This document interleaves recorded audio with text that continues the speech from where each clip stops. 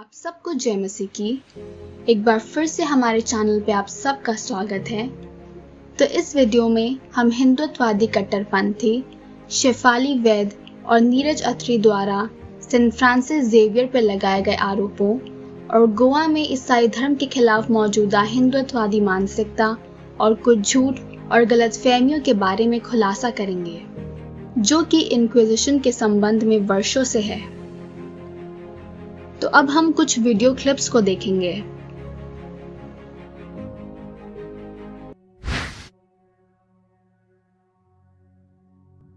First of all, I am deeply indebted to Rahul and Srijan Foundation for inviting me to give this talk on Goan Inquisition, because it's a very personal topic for me, because I come from Goa and almost every Goan, be they Hindu or Christians, have had to bear the brunt of Inquisition in some way or the other. You will come to know it as I talk more about it. But it's a very personal story, and it's a personal story for me on many levels. A, because my family had to bear the brunt of it. B, because my family has been personally involved in Goan liberation struggle for the past 3 generations, actually right from my grandfather's generation. And C, because Akka Priolkar, whose book is the most scholarly work on the topic Goa Inquisition, happens to be my aunt's father. So this is a book that he had gifted to my grandfather, and this is a story that I have been familiar with since my childhood, you could say. It's been a part of my consciousness while growing up.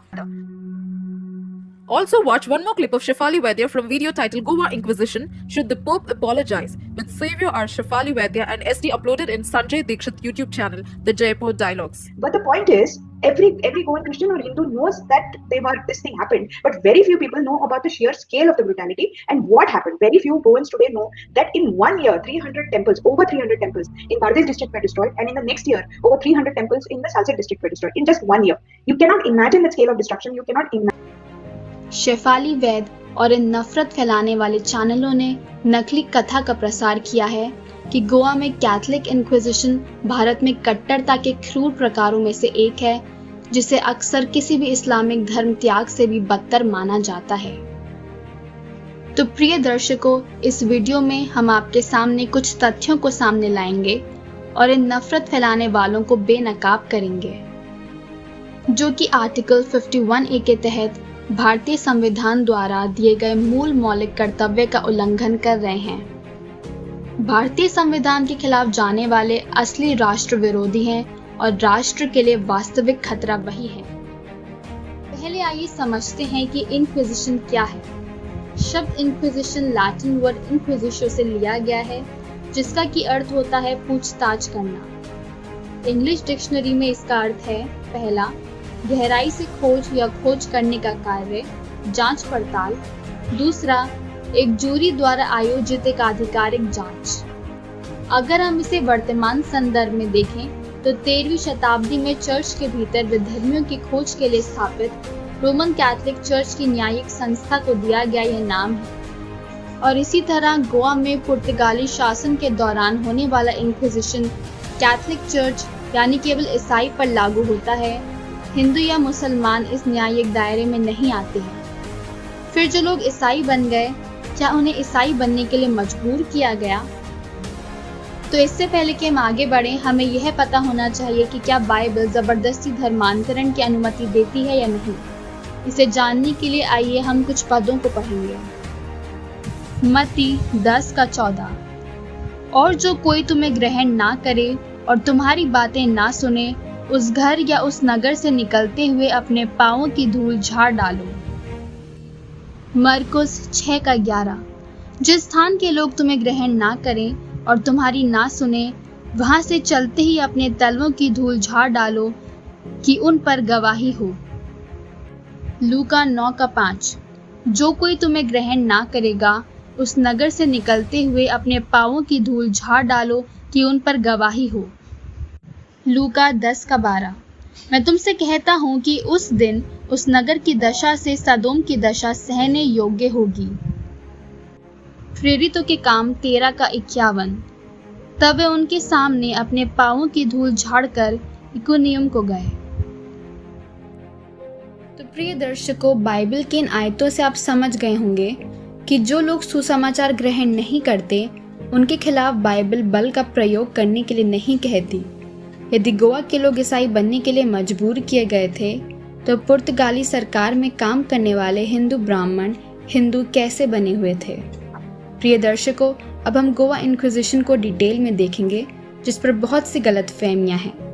आइए एक परिचित किताब the Goa inquisition से तथ्यों का खुलासा करते हैं, जिसका अपनी वीडियो में शेफाली वैद ने भी उल्लेख किया है। वह दावा करती हैं कि उनके पूर्वज गोवा इंक्विजिशन और यह पुस्तक द गोवा इंक्विजिशन व्यक्तिगत रूप से उनसे जुड़ी है। प्रिय दर्शकों, इस पुस्तक के कुछ ही पेजेस को पढ़ के हम उनके झूठे आरोपों के पीछे की सच्चाई को उजागर कर सकते हैं। हम कुछ बिंदुओं पर गौर करेंगे। क्या पुर्तगालियों के गोवा आने से पहले ईसाई धर्म अस्तित्व में था? ए.के. प्रायोलकर द्वारा उनकी पुस्तक में लिखा स्पेनिश इंक्विजिशन क्या वास्तव में हुआ था? जैसा कि शेफाली वैद ने दंड और अत्याचार के बारे में उल्लेख किया है, क्या वह वास्तव में इंक्विजिशन के नाम पर हुआ? क्यों गोवा के लोग आज भी सेंट फ्रांसिस जेवियर की प्रशंसा करते हैं? तो प्रिय दर्शकों, ये नफरत फैलाने वाले गलत बयान दे रहे हैं कि पुर्तगाली के आने के बाद ही ईसाई धर्म ने गोवा के लिए अपना रास्ता बनाया। यह एक गलत दावा है। ईसाई धर्म पहले से ही गोवा में मौजूद है और ऐसे ऐतिहासिक प्रमाण भी हैं कि पुर्तगालियों के आने से पहले भी गोवा में ईसाई धर्म मौजूद था और यह दावा इन सबूतों के आधार पर किया गया है। नवंबर 1510 में तिसवाड़ी की विजय के कुछ दिनों बाद अफोंसो डी अल्बुकर्क द्वारा ओल्ड गोवा में एक घर की दीवार में पाया जाने वाला धातु का क्रॉस 1391 में हिंदू राजा द्वारा पगोड़ा को दिया एक मेटालिक प्लेट जो कि त्रिज्ञ परमेश्वर और दिव्य अवतार को दर्शाता है, और बाद में 1532 में पुराने गोवा शहर के दरबार में वह आगे बढ़ा। इब्न बतूता एक यात्री की गवाही है कि 1342 एडी में उसने अक्षनी नदी के तट पर ईसाई बस्तियों का पता लगाया और उस युग के दौरान यह मुस्लिम राजाओं के शासन के अधीन था।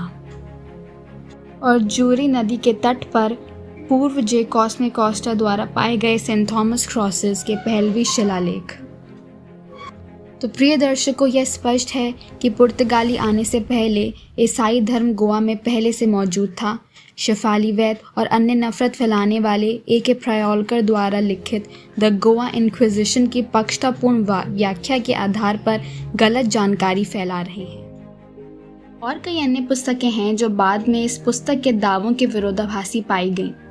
विक्टर फराओ ने अपनी पुस्तक being a Goan Christian the politics of identity rift and synthesis में लिखा है कि द गोवा इंक्विजिशन एक अतिरंजित पुस्तक है, मतलब बहुत बड़ा चढ़ा के लिखी हुई पुस्तक है जो अपनी जातियों को निर्मित कहानियों से समृद्ध है। उन्होंने यह भी कहा कि एक वास्तविक गोवन वास्तविक इतिहास को जानता होगा, और आगे यह भी जोड़ते हैं कि जब पुर्तगाली वहां पहुंचे तो केवल 2 से 3% हिंदू थे और वे एक मुस्लिम राजा के शासन में थे।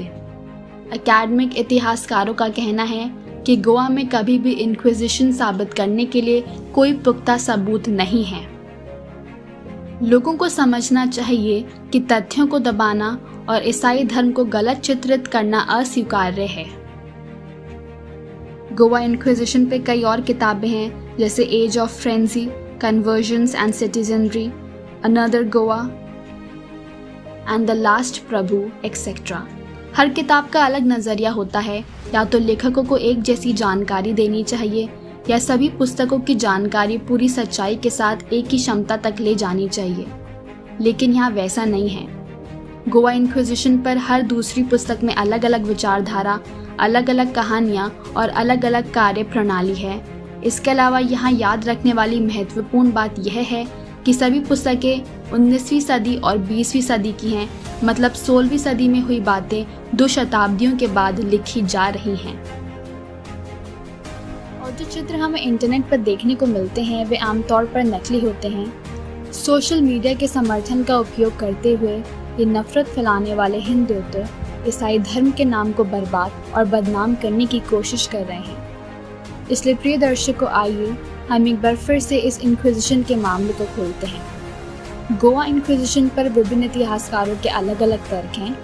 ए.के. प्रायोलकर द्वारा द गोवा इंक्विजिशन नामक पुस्तक में गोवा इंक्विजिशन के लिए नींव बनाने के लिए अध्याय 1 में स्पेनिश इंक्विजिशन के साथ शुरू किया गया है, और पेज नंबर 3 में वे लिखते हैं, इंक्विजिशन को दमन और दंड के लिए एक न्याय अधिकरण के रूप में वर्णित किया जा सकता है। यह आधिकारिक तौर पर पवित्र कार्यालय है। तो आइए हम सबसे पहले स्पेनिश इंक्विजिशन को डिबंक करते हैं। हर इतिहासकार की अलग अलग राय होती है कि यह कब, कहाँ पे और इन इंक्विजिशन कैंप को किसने शुरू किया। क्या कैथलिकों ने स्पेन में कई निर्दोष लोगों को मार डाला? आइए इस बारे में अधिक जानने के लिए एक इतिहासकारक हेलन रॉबलिंग्स द्वारा लिखी गई पुस्तक द स्पेनिश इंक्विजिशन पर हम अच्छी तरह से शोध करते हैं। वे अपनी किताब में लिखती हैं, 1972 में हेनेनसन और कंट्रीरस ने परीक्षण रिकॉर्ड के लगभग 50,000 सारांशों का मात्रात्मक अध्ययन किया। 1519 से 1700 की अवधि में स्पेनिश न्यायिक जांच के 21 क्षेत्रीय न्यायाधिकरणों के एक स्टैटिस्टिकल डेटा बैंक का उत्पादन करने के लिए किए गए अपराधों को उनके प्रकारों के अनुसार वर्गीकृत किया गया।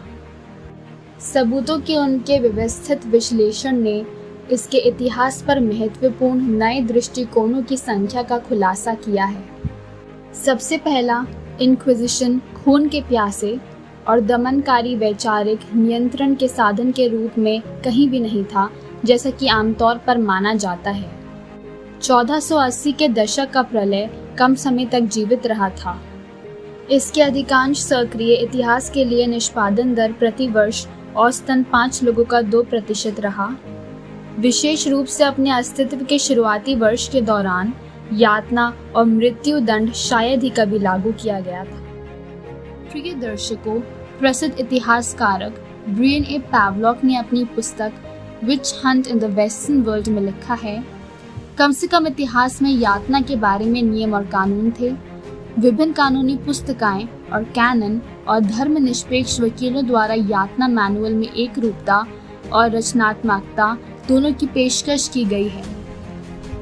प्रश्न को मानवीकृत किया जाना चाहिए और अभियुक्तों को नहीं छोड़ना चाहिए। न्यायिक और सचिवों के रूप में इस तरह के सत्रों को देखना और रिकॉर्ड भी करना था। गर्भवती महिलाएं, बच्चे और रईसों जैसे लोगों को आमतौर पर छूट दी गई थी। हर अवसर अभियुक्तों को कबूल करने के लिए दिया जाता था और इस तरह यातना से बचा जाता था। एक अन्य इतिहासकार हेनरी कामेन ने अपनी पुस्तक the Spanish inquisition a historical revision में लिखा है, जैसे ही इस विषय पर अधिक गंभीर शोध प्रकाशित होने लगे, विद्वानों में खूनी इंक्विजिशन की किंवदंती गायब होने लगी।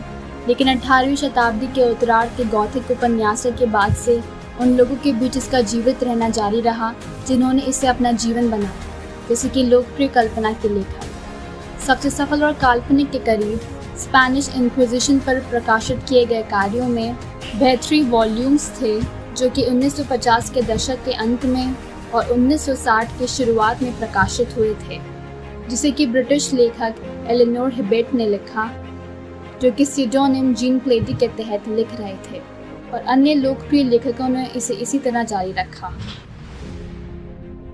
तो प्रिय दर्शकों, इस बात से यह स्पष्ट है कि इन लेखकों ने इस विषय पर किताबें लिखकर अपना जीवन व्यापन किया। और नॉर्थ फ्लोरिडा विश्वविद्यालय ने अपने जर्नल लेख में लिखा था कि प्रोटेस्टेंट क्रिटिक्स ने कैथलिक और प्रोटेस्टेंट के बीच संघर्ष को बढ़ाने के लिए इस इंक्विजिशन मेथड का इस्तेमाल किया।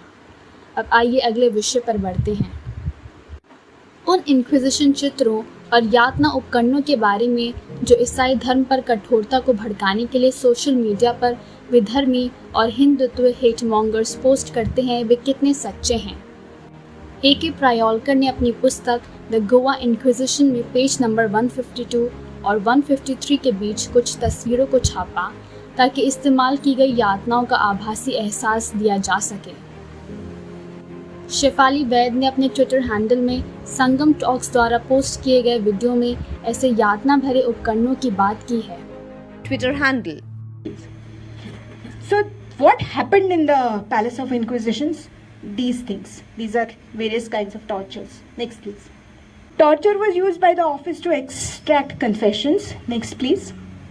Horrible tortures like poly or torture of police, where the victim would be suspended mid-air with his legs stretched on both sides and weights attached. The weights would be increased till the victim couldn't bear it anymore and confessed. If you torture somebody like that, it doesn't matter what that person has done or not done. I mean, you can. I think it was Major Gaurav Arya who had said that, give a person to me for 2 hours and I will make him confess that he is a mango tree. It's valid there also. Next, please. The terror and the torture of Pothro. It involved placing the victim on a slanted board with head lower than the body. An iron band around the throat kept the head in place, hands and feet were tied, and iron prongs would force the mouth open, and water would be poured into the person's mouth and nose continuously to strangle and suffocate the person. Next, please.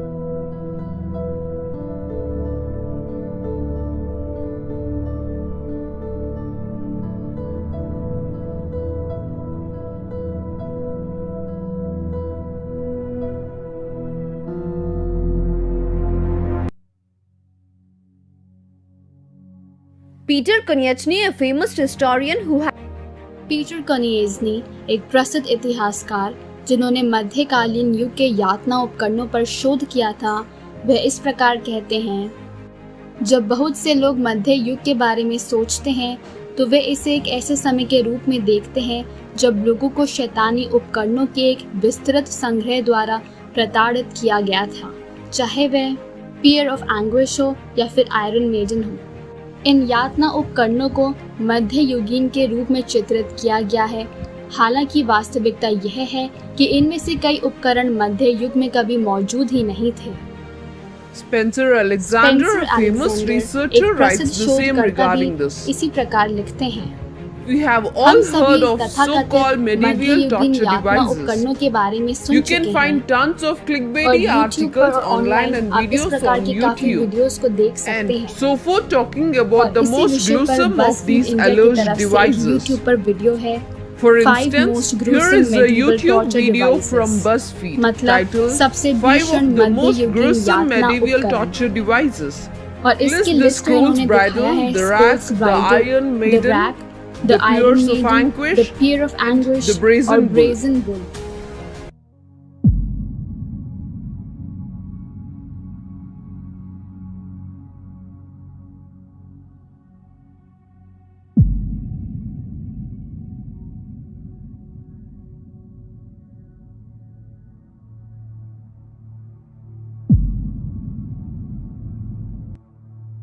he took उन्होंने यह भी स्पष्ट रूप से कहा है कि ये सभी उपकरण मध्ययुगीन काल के भी नहीं हैं। उत्तर पश्चिमी विश्वविद्यालय के PhD डॉक्टर जेनेवल कार्टन कहते हैं कि लोग ऐतिहासिक यातना के बारे में मानते हैं जो कि सच नहीं है। The iron maiden, pear of anguish, torture museum ने उल्लासपूर्वक इन भयानक उपकरणों को प्रदर्शित किया है और दावा करते हैं कि वे मध्यकालीन युग के दौरान हजारों पर उपयोग किए गए थे, लेकिन यह पता चलता है कि ऐतिहासिक यातना के बारे में हमारे अधिकांश विश्वास सच नहीं है। भीषण यातना उपकरणों के बारे में लगभग हर लेख में यातना के ऐसे रूप शामिल हैं जो कभी अस्तित्व में नहीं आए। उदाहरण के लिए, आयरन मेडन को 18वीं शताब्दी में आविष्कार किया गया था ताकि मध्यकालीन युग को और भी ज़्यादा असभ्य बता सकें। साहित्य में बांस की यातना के बारे में कहानियां हैं, लेकिन इसका अब तक कोई भी प्रमाण नहीं है कि यह कभी हुआ भी था या नहीं। और पियर ऑफ एंग्विश छिद्रों को चीरने के लिए नहीं किया गया होगा, वास्तव में यह एक सॉक स्ट्रेचर हो सकता है। इतिहासकार हेलन मेरी कैरोल मध्ययुगीन न्याय प्रणाली के सामान्य दृष्टिकोण को क्रूर बताती हैं। हम जानेंगे कि पहले यातना के बारे में इतनी गलत सूचना क्यों है। यह वास्तविक रूप से भयभीत और रोमांचित है क्योंकि कई फिल्मों और पुस्तकों और टीवी कार्यक्रमों में यातना दिखाई जाती है, और दूसरा क्योंकि अत्याचार के बारे में कहानियाँ पहले से ही हमारे अतीत के बारे में जो विश्वास है उसे मजबूत करती हैं। हम मध्ययुगीन युग को एक क्रूर समय के रूप में मानते हैं, इसलिए यह विश्वास करना आसान है कि आयरन मेडन जैसे उपकरण बहुत वास्तविक थे। पर जब हम ऐतिहासिक जांच के अत्याचार के बारे में मिथों को रखते हैं तो इनमें से पता चलता है कि कई सच झूठ हैं।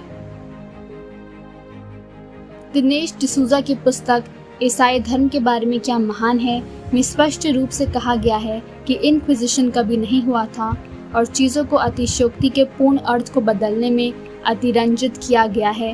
वे नास्तिक पर भी दोष डालते हैं।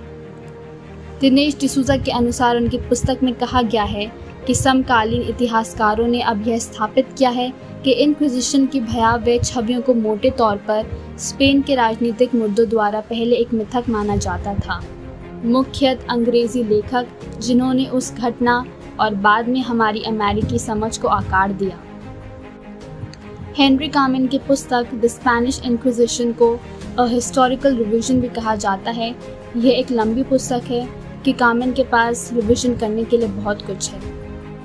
उनके अध्यायों में से एक है इंक्विजिशन का आविष्कार, जिसका अर्थ है कि इंक्विजिशन के आधुनिक स्टीरियोटाइप का ज़्यादातर हिस्सा अनिवार्य रूप से बनाया गया है।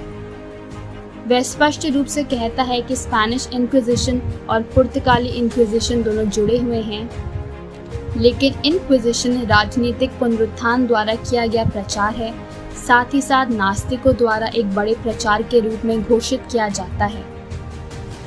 हम उन लोगों से अनुरोध करते हैं जिन्होंने भारत में एक बार फिर से अपने साक्ष्य को सत्यापित करने और सत्यापित तथ्यों को सामने लाने के लिए प्रचार शुरू किया था। तो प्रिय दर्शकों, हमने देखा कि ये स्पेनिश इंक्विजिशन फर्जी है जो कि ए.के. प्रायोलकर ने द गोवा इंक्विजिशन के लिए नींव बनाने के लिए अपने पहले अध्याय में इस्तेमाल किया। और हमने यह भी देखा कि यातना यंत्रों का उपयोग करने के लिए इस्तेमाल की जाने वाली यातना यंत्र उस समय बिल्कुल भी इस्तेमाल नहीं होते थे।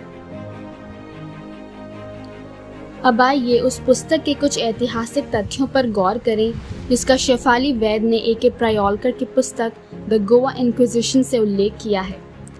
इस लेखक ने गोवा इंक्विजिशन पर शोध किया था और वे लिखते हैं, अपने अस्तित्व की शुरुआती अवधि के दौरान इंक्विजिशन के भयानक कृत्यों ने लोगों की यादों में इतना गहरा आतंक पैदा कर दिया था कि किसी को भी उस जगह का नाम बताने की हिम्मत नहीं हुई। लेकिन इसे एक रहस्यमय नाम दिया गया, ऑर्लेम गोर, मतलब बड़ा घर। दूसरा, इंक्विजिशन और अन्य प्रमाणिक दस्तावेजी सामग्री के रिकॉर्ड उपलब्ध नहीं हैं। हमारे इतिहास में इस कमी को भरने की समस्या के लिए एक सदी पहले गोवा की यात्रा के दौरान मैंने इस उद्देश्य के लिए बुनियादी सामग्री के बारे में कुछ पूछताछ की। मैंने गोवा में उपलब्ध सभी मुद्रित सामग्री की जांच की और किसी भी पांडुलिपियों के दस्तावेजों को देखने के लिए आगे बढ़ा। एक प्रामाणिक खाते के लिए मुख्य स्रोत स्पष्ट रूप से पूछताछ की कार्यवाही का रिकॉर्ड होगा। मेरी पूछताछ के जवाब में गोवा सरकार के ऐतिहासिक अभिलेखागार के निर्देशक श्री पी पिसिलिनियर ने मुझे सूचित किया कि ये रिकॉर्ड गोवा में उपलब्ध नहीं है। और पेज नंबर 28 और 29 में ए.के. प्रायोलकर लिखते हैं कि जब तक भारतीय धर्मगुरु और मूर ईसाई नहीं बन जाते तब तक इंक्विजिशन के अधीन नहीं है। और फिर भी यूरोप के अन्य ईसाइयों की तरह या पुर्तगालियों के नए ईसाइयों की तरह इनके साथ सख्ती पेश नहीं आती। लेकिन यदि किसी भारतीय दल या गोवा के अन्य निवासियों ने किसी को मना किया हो जो कि ईसाई बनना चाहता हो और उसके खिलाफ यह साबित किया गया हो तो वह इंक्विजिशन द्वारा दंडित किया जाएगा, जैसा कि अक्सर होता था। वे भारतीयों के साथ इस तरह से सख्ती से पेश आते हैं क्योंकि वे मानते हैं कि वे पुराने ईसाइयों के रूप में विश्वास में इतने दृढ़ नहीं हो सकते। इससे बाकी लोगों को भटकने से रोका जा सकता है। इसी कारण से भी वे उन्हें अपनी कुछ अन्य जाति और मुस्लिम अंधविश्वासों को बनाए रखने की अनुमति देते हैं, जैसे कि पोर्क या बीफ नहीं खाना, शराब नहीं पीना और अपनी पूर्व पोशाक और गहनों को रखना, जो पुरुषों के साथ साथ महिलाओं में भी है जो कि ईसाई बन गए थे।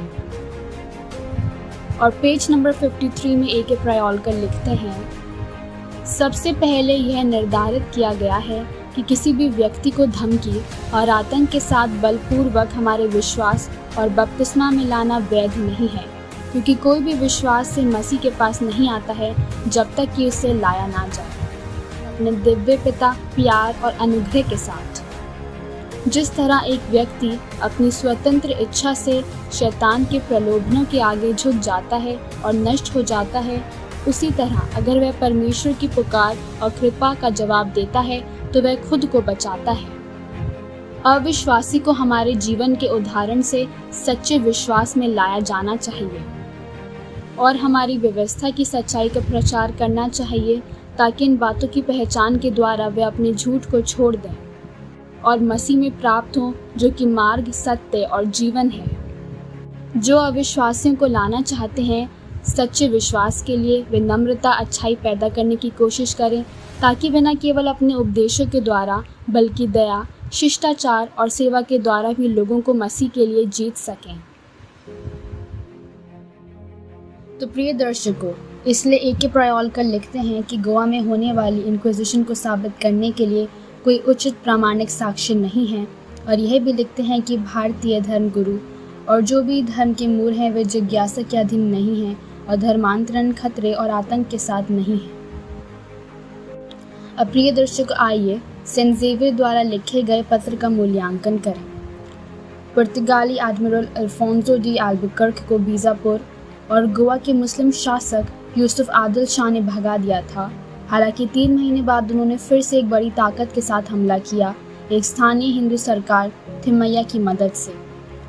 जैसा कि गोवा के तथाकथित हिंदू मूल निवासियों को आदिल शाह शासन में कुछ समस्याएं दर्ज थी, उन्होंने उनके खिलाफ लड़ने के लिए मदद के लिए होनावर के टिमोजा से संपर्क किया। हालांकि ये जानते हुए कि उनके पास आदिल शाह की तुलना में एक छोटी सेना थी, टिमोजा ने उन्हें सलाह दी कि वे मदद के लिए अल्फोंसो डी अल्बुकर्क से संपर्क करें। बदले में अल्फोंसो ने उन्हें ईसाई धर्म में परिवर्तित करने के लिए कहा और अंत में टिमोजा और उनका परिवार ईसाई धर्म में परिवर्तित हो गया। यहाँ यह जानकर बहुत दुख होता है कि मुस्लिम नियमों से दुश्मनी रखने वाले हिंदुओं ने ईस्ट इंडिया कंपनी की मदद की, चाहे पुर्तगालियों या अंग्रेजों ने जब भारत पर आक्रमण किया। और अब इन हिंदुत्व कट्टरपंथियों का, जिन्होंने इन आक्रमणकारियों से भारत को मुक्त कराने में कोई योगदान नहीं दिया, ईसाइयों और मुसलमानों पर चिल्लाते हैं जिन्होंने भारत की स्वतंत्रता के लिए योगदान दिया। अल्फोंसो डी अल्बुकर्क 1510 में गोवा आए थे। फ्रांसिस ज़ेवियर ने अपना अधिकतर समय नए कन्वर्ट्स के कैटेकिज्म में बिताया। उन्होंने महसूस किया था कि उन्हें ठीक से निर्देश नहीं दिया गया था, इसलिए वे अपनी पुरानी धार्मिक प्रथाओं में वापस चले जाते हैं। इसलिए उन्होंने सुझाव दिया कि पुर्तगाल के राजा जॉन III को गोवा में इंक्विजिशन का प्रयास करना चाहिए। सेंट फ्रांसिस ज़ेवियर ने न्यू कन्वर्ट्स के कैटेकिज्म में बहुत समय बिताया और उन लोगों को उपदेश दिया जो अभी तक ईसाई नहीं थे। चीन के रास्ते में सन के द्वीप पर उनकी मृत्यु हो गई। उनकी कब्र में चूने के साथ उनको दफनाया गया, फिर भी उनका शरीर संरक्षित था बल्कि असंयमित रहा। सेंट ज़ेवियर की मृत्यु के 8 साल बाद 1560 में गोवा में इंक्विजिशन लागू किया गया। इंक्विजिशन उन नए कन्वर्टेड ईसाइयों के लिए था जो अपनी पुरानी धार्मिक प्रथाओं के कारण में वापस चले जाते थे, और इंक्विजिशन उन लोगों के लिए बिल्कुल भी नहीं था जो ईसाई धर्म में परिवर्तित नहीं हुए थे। यह आरोप लगाया गया है कि इंक्विजिशन के दौरान लगभग 16,000 लोगों का निष्पादन किया गया था, लेकिन संभवतः इस तरह का कोई भी रिकॉर्ड नहीं है, क्योंकि 1820 में इंक्विजिशन के कार्यालय को पूरी तरह से समाप्त कर दिया गया था। जो भी रिकॉर्ड हैं उनमें पता लगता है कि लगभग 57 को निष्पादित किया गया और 67 की मृत्यु के बाद उनके पुतलों को जलाया गया। यह सच है कि सेंट फ्रांसिस ज़ेवियर ने सुझाव दिया था कि किंग जॉन III को 16 मई 1546 को दिए गए पत्र में इंक्विजिशन को स्थापित किया जाएगा। हालांकि यह दिलचस्प है कि उनके पत्रों को अन्य प्रसिद्ध पुस्तकों में प्रकाशित नहीं किया गया। लेकिन केवल सिल्वा रेगो के डॉक्यूमेंट्स 1947 to 1958 के लेखन में दिखाई दिया गया है। मसीहियों के लिए दूसरी आवश्यकता यह है कि आपका ऐश्वर्य पवित्र इंक्विजिशन को स्थापित करता है, क्योंकि बहुत से ऐसे हैं जो यहूदी कानून के अनुसार और मोहम्मदन संप्रदाय के अनुसार रहते हैं, परमेश्वर या दुनिया की शर्म के बिना। इसलिए पवित्र इंक्विजिशन और कई प्रचारकों की आवश्यकता है। पत्र का मूल्यांकन। सबसे पहले वह उल्लेख करता है कि नए धर्मांतरित यहूदी और मोहम्मदन के बीच में रह रहे थे और वे उन धार्मिक कानूनों में वापस जा रहे थे जिनसे वे पूर्व में जुड़े थे। वह मूर्ति पूजकों या हिंदू या पेगन प्रथाओं का उल्लेख नहीं करता है। दूसरा, उनका किसी भी पत्र 16 मई 1545 से पहले और उसके बाद गोवा में इंक्विजिशन की आवश्यकता का उल्लेख नहीं करता। उन्होंने 20 जनवरी 1545 को कोचीन भारत से किंग जॉन III को एक पत्र लिखा था, लेकिन उसमें भी इंक्विजिशन का कोई उल्लेख नहीं था। एक अन्य पत्र 20 जनवरी 1548 में लिखा था, उसमें भी इंक्विजिशन का उल्लेख नहीं था। एक अगला पत्र 28 जनवरी 1549 में लिखा था, जिसमें भी इंक्विजिशन का उल्लेख नहीं था। एक और पत्र 23 जून 1549 में मलक्का से किंग जॉन III को लिखा था और 10 अप्रैल 1552 को गोवा से किंग जॉन III को एक पत्र था। इन सभी पत्रों में, जो मुख्य भूमि कोचिन इंडिया से लिखे गए थे, इंक्विजिशन का कोई भी उल्लेख नहीं है। उन्होंने अम्बोयना से केवल एक पत्र लिखा था और उन्होंने केवल एक बार अम्बोयना का दौरा किया था, जबकि वे कई बार कोचिन गए थे और अक्सर गोवा में थे। गोवा और कोचीन से एक से अधिक पत्र हैं, उनमें से कोई भी इंक्विजिशन की आवश्यकता का उल्लेख नहीं करता। जिस पत्र में उन्होंने इंक्विजिशन का उल्लेख किया है, वह वास्तव में अम्बोयना मलकौस से लिखा गया था और उन्होंने उस जगह को भारत कहा। तो वह कौन सी जगह है? अम्बोयना मलाकाउस इंडोनेशिया के मालुकू द्वीप जिलों का आधुनिक अम्बोना द्वीप है। निसंदेह पहले इस स्थान पर बड़ा यहूदी और मुस्लिम आबादी थी। जैसा कि गोवा को पूर्व की पुर्तगाली उपनिवेशों की राजधानी माना जाता था और अन्य देशों में भी हर कॉलोनी को बस भारत कहा जाता था, जैसा कि इस मामले में इंडोनेशिया को भारतीय द्वीप समूह कहा जाता था। इसलिए यह एक सवाल और संदेह पैदा करता है, क्या सेंट फ्रांसिस जेवियर ने भारत में इंक्विजिशन निशान का अनुरोध किया था, वह भी गोवा में, या वह विशेष रूप से अम्बोयना मलकौस का मतलब था और किसी अन्य क्षेत्र का नहीं?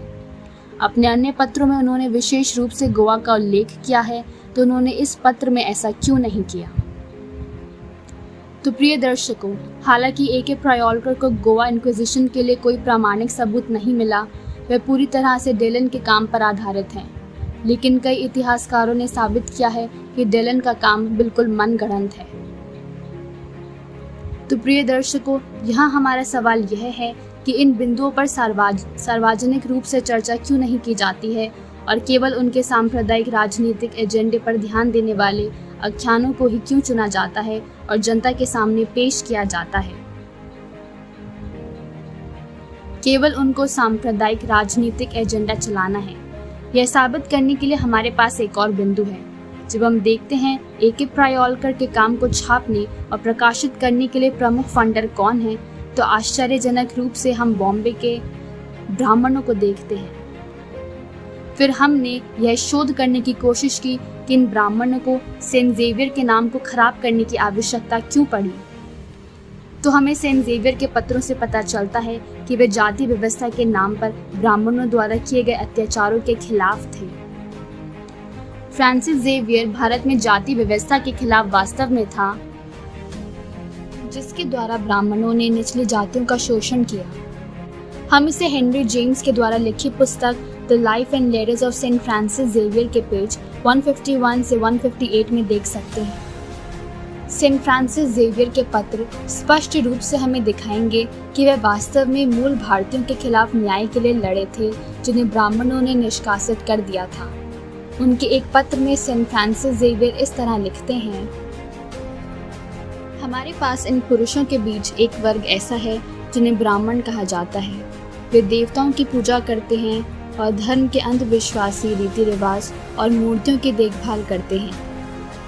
वे बहुत ही ज़्यादा विकृत और दुष्ट हैं और मैं हमेशा उन पर पवित्र दाऊद के शब्दों को लागू करता हूँ, हे परमेश्वर, मुझे एक अपवित्र, दुष्ट और चालाक इंसान से छुटकारा दे। वे बहुत ही ज़्यादा झूठे और धोखेबाज हैं। उनका पूरा अध्ययन ये है कि किस प्रकार अधिकांश लोगों की सादगी और अज्ञानता को धोखा दिया जा सके। वे सार्वजनिक रूप से यह बताते हैं कि देवताओं को मंदिरों में चढ़ाने के लिए कुछ प्रसाद चाहिए, लेकिन प्रसाद केवल वह चीज़ें हैं जो ब्राह्मण स्वयं अपने लिए, अपनी पत्नियों के लिए और अपने बच्चों के लिए चाहते हैं। वे गरीब लोगों को यह विश्वास दिलाते हैं कि उनके देवता इंसानों की तरह खाते पीते हैं। और कुछ भक्त लोग ऐसे पाए जाते हैं जो वास्तव में रात के खाने से पहले और दिन में 2 बार मूर्ति को चढ़ावा चढ़ाते हैं और एक निश्चित राशि का भोजन करते हैं। ब्राह्मण ढोल की आवाज़ में स्वादिष्ट भोजन करते हैं और अज्ञानियों को यह विश्वास दिलाते हैं कि देवता भोज कर रहे हैं। और जब उन्हें किसी आपूर्ति की आवश्यकता होती है तो वे लोगों को बताते हैं कि देवता नाराज़ हैं क्योंकि उन्होंने जो चीज़ें मांगी लोगों ने उन्हें नहीं भेजी, और लोग परवाह नहीं करते, इसलिए देवता उन्हें वध, बीमारी और राक्षसों के हमले से दंडित करेंगे। और इस प्रकार लोगों में भगवान का भय आने के कारण वे उनकी बातों का पालन करते हैं। इन ब्राह्मणों को मुश्किल से साहित्य का ज्ञान है, लेकिन वे चालाक और द्वेष हैं। जो ब्राह्मण लोग हैं वे उनको उजागर करने के लिए मेरे साथ बहुत ही आक्रोश करते हैं, और जब भी वे अकेले में मुझसे बात करते हैं तो वे स्वीकार करते हैं कि उनके पास मूर्तियों के अलावा कोई अन्य विरासत नहीं है। उनके झूठ के द्वारा वे लोगों से उनका समर्थन प्राप्त करते हैं। वे कहता हैं कि मैं गरीब प्राणी जैसा मैं हूँ उन सभी से अधिक जानता हूँ, तो वे अक्सर मुझे एक नागरिक संदेश और उपहार भेजते हैं, और जब मैं उन सभी को फिर से वापस भेजता हूँ तो वे एक बड़ी शिकायत करते हैं। उनके बुरे कामों के लिए वे मुझे रिश्वत देने का भी उद्देश्य रखते हैं, इसलिए वे घोषणा करते हैं कि वे आश्वस्त हैं कि केवल एक ही ईश्वर है और वे मेरे लिए उसे प्रार्थना करेंगे, और मैं एहसान वापस करने के लिए जो कुछ भी मुझ पर होता है उसका उत्तर उन अज्ञानी लोगों को देता हूँ जिनके अंधविश्वास ने उन्हें उनका दास बना लिया है, और उनकी धोखे और झूठी चालें खोलता हूँ। और इस बात ने कई लोगों को झूठे देवताओं की पूजा छोड़ने के लिए प्रेरित किया है।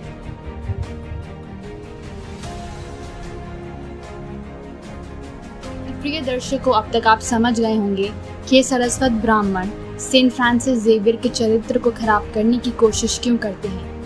ये सरस्वत ब्राह्मण स्थानीय गोवन नहीं है।